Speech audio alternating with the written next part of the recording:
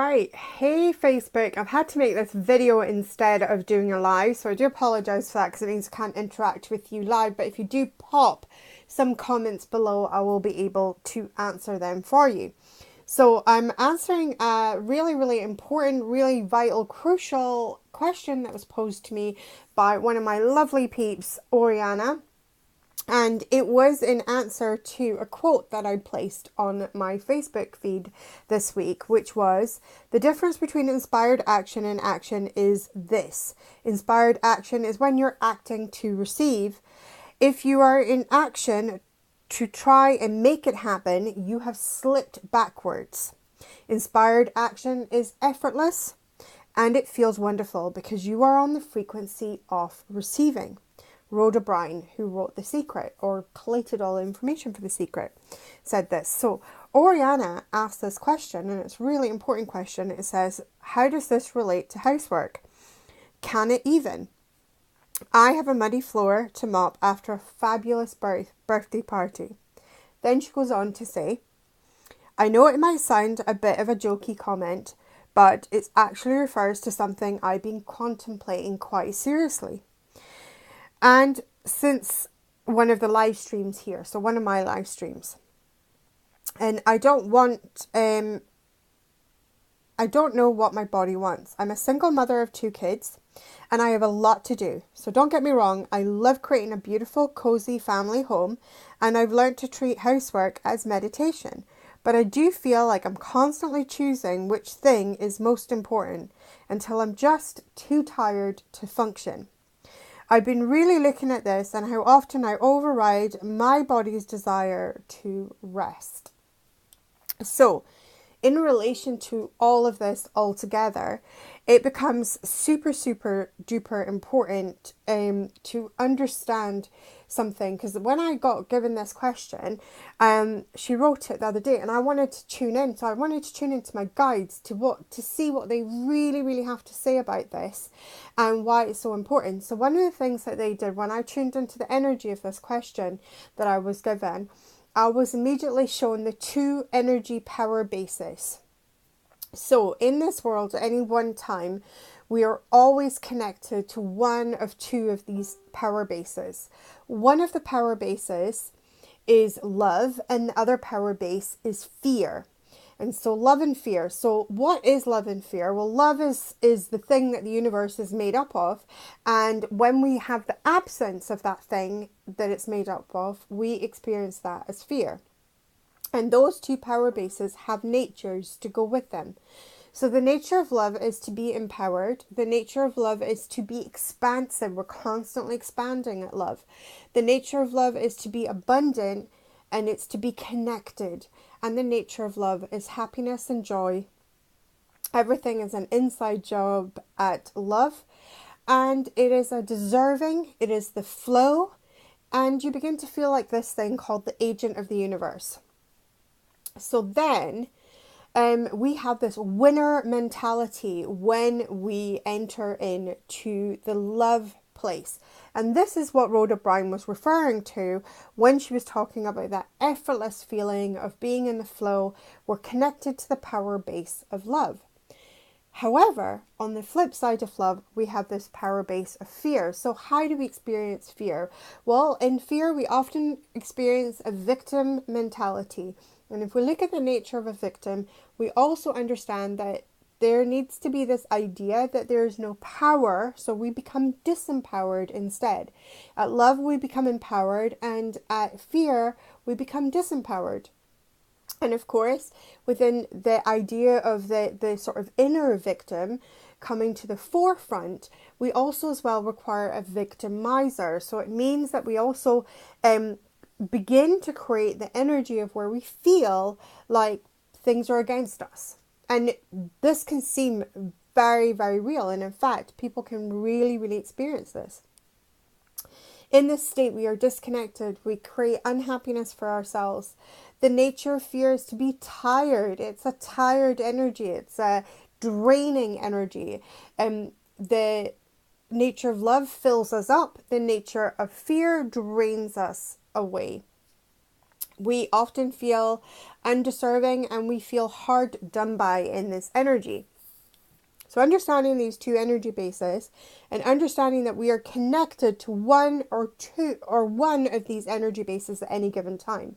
Now, to be fully connected in any area of your life, in any area of your life, you can only be connected to one of the energy bases at any one time. Okay? Now, some people are really amazing at being connected to the love energy base on lots of different levels. Okay, and they at the same time in other areas of their lives can be connected to the fear energy base. But in any area of your life at one time, you can only be connected to one of the energy bases. Okay, so we have these multi layers going on, and literally we have the whole organism, and it's like a percentage game.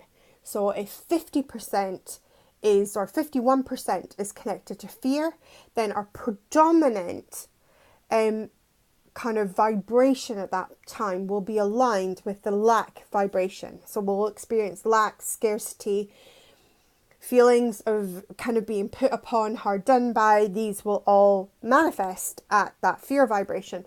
If we have enough areas of our life that are connected to the love energy base, then say for instance we get like 52% or 60% or 70% or 90%, and we're really connected into that loving energy base, then what happens is that at that loving energy, we start to enter the flow of the universe. So here is the answer for Oriana, because her clue is in what she was saying. She was saying we'd had a lovely birthday party and then she had to mop the muddy floor. And you can immediately see where the choice of her energy went. It was like, oh, I have to do this. And it's only me that can do this. So immediately she slipped from the high vibe energy of the party, which must have been lots of fun, and moved into a lower vibe energy, feeling hard done by, and therefore it was probably very likely that there was no offers of help. There wasn't anybody else who wanted to mop the floor for her, and there certainly wasn't anybody else coming in to do the rescuing or help out with that situation. And this is like a switching. Now, a lot of the stuff that goes on in our minds is the stories that we tell ourselves. Now, this isn't just exclusive to Oriana. This is everybody. We tell ourselves all these different stories. And I have personal experience of this, and this is why I wanted to get this question so right, because I knew it was a really important question, because I remember that I used to have a story that I used to tell myself all the time of how hard done by I was. So what I would tell myself the story is that I never had any time. I would say, I don't have any time, and time's against me. Oh, there isn't enough hours in the day. And so what happened was, when I was talking about how there wasn't enough hours in the day and all this, I became a victim of time. And as I became a victim of time, well, I needed to be victimized by time. So I often found that there was never enough hours in the day, and there just wasn't enough time to do all the things that I wanted to do. And I was constantly chasing, and I was constantly tired. But the story of me being a victim of time originated in me. It originated in me first and foremost. It wasn't until I piped up and began to tell myself a different story. I would reaffirm to the universe all the time, like, there's plenty of time. When God made time, he made loads of it. I have always got enough time to do all of the things that I want to do. In that moment, when I started saying those affirmations and those powerful affirmations, even if my current reality was showing me this victimness of time, because remember, it's not always an instant thing when we change our vibration. It can take a little while for the new vibration to kick in and for the pictures of our lives to reflect that new vibration. So here, the biggest problem that we had with when I switched, so I just had to keep going. I had to look past what I could see with my eyes and know that there was a better reality, and that by reaffirming that I was not a victim in time, in fact, there was plenty of time. There was more than enough time. I had time for everything. And as I kept telling myself these things, I had time for everything. I could do everything with ease, joy, and flow. It became my reality. very, very quickly. I just kept changed it. So I became a conscious creator of my reality.